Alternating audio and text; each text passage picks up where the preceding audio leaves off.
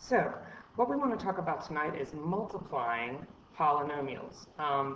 We did review in class today our laws of exponents because we said it was going to help us to be prepared to multiply polynomials. We did adding and subtracting polynomials, and so now we want to talk about multiplying polynomials. The biggest thing to remember when multiplying polynomials is to remember the one biggest rule that we learned a long time ago, and that is the distributive property. Whenever we have things that are added and subtracted inside parentheses and we're going to multiply it times something, we have to make sure that we distribute. And so we want to make sure that we remember our distributive property. That counts if it's a number and it counts if it's a variable. So you want to make sure that you are distributing whatever is being multiplied. So if we start with, for an example, with a monomial, 5x cubed times 3x plus 7, and we want to multiply this monomial times a binomial. Remember those vocabulary words from today. Monomial has one term, binomial has two terms. So what I have to remember is that when I multiply that, I want to distribute and multiply times both. So what this actually ends up being is 5x cubed times 3x plus 5x cubed times 7. And this is why we did our laws of exponents today, because this is going to help us, the practice that we did in class today, helps us to do these terms. So 5 times 3 is 15, and x cubed times x, and don't forget when it's just x, it is x to the first. So x cubed times x to the first is going to be x to the fourth, plus 5 times 7, which is going to be 35, and I've got x cubed, but there's nothing else to multiply it by, so it just stays x cubed. And so that's how we would multiply by a monomial.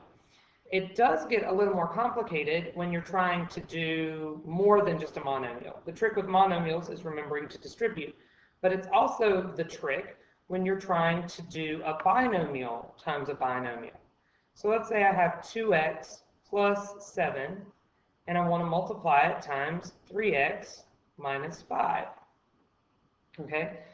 The distributive property is still the key. All right? The only problem is I have more than one thing to distribute, because the distributive property says that both of these have to be multiplied by both of these. And so what that means is that I need to take 2x and I need to distribute it to everything over here. But I also have to make sure that 7 gets multiplied by everything over here. So we're basically going to distribute twice. Some people, in fact, call this double distribution. That is one distribution. I've heard it referred to as that. So double distribution, making sure that both of these get distributed to everything in the other polynomial. So what happens is I get 2x times 3x plus, or no, not plus, it's minus, because this is negative 5. So negative signs do matter. This will be negative 5 times 2x. And then this is positive 7 times 3x. And then this is negative 5 times 7. So I've got all of these things that now I have to do my multiplication. So 2 times 3 is 6, and x times x is x squared. Negative 5 times 2 is negative 10, and then there's just the 1x. 7 times 3 is 21, and I have the 1x. And then negative 5 times 7 is negative 35. Now, in these cases where we have to double distribute, we do sometimes end up with like terms, and you always want to watch out for like terms because it's not completely simplified if we can still combine some terms. So I've got a negative 10x and a 21x. They have the same variable and the same exponent. So that means that they can actually be combined. Negative 10 plus 21 is going to be positive 11x. Remember, when adding and subtracting like terms, you just add or subtract the coefficients. The x stays x.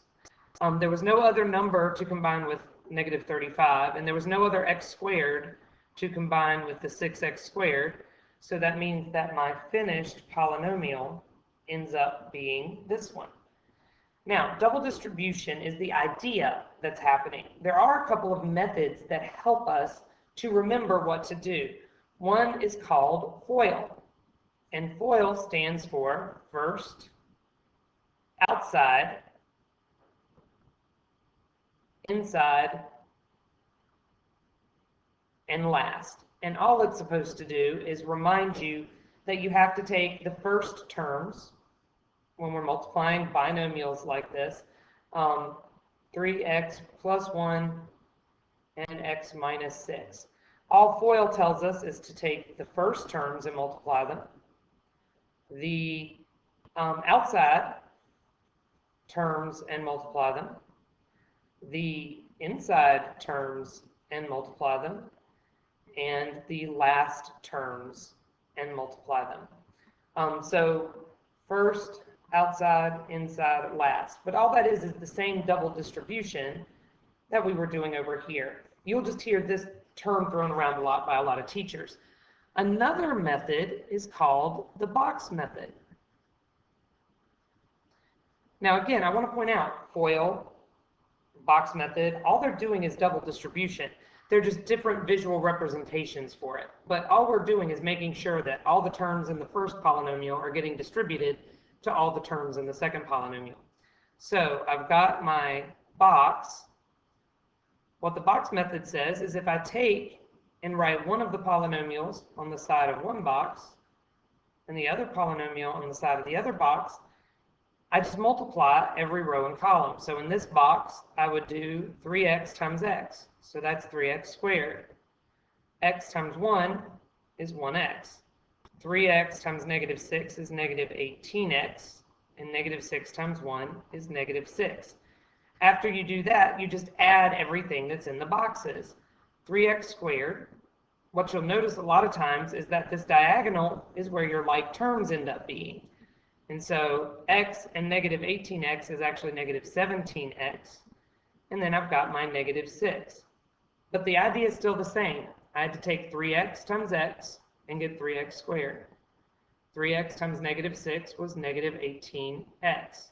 1 times x was x, and 1 times negative 6 was negative 6. These ended up being like terms, so when I put them together, I get negative 17x. I still had the minus 6, and I still had the 3x squared. So no matter which method you choose to do, the idea is still the same. We have to make sure that all the terms of one polynomial get distributed to the other polynomial.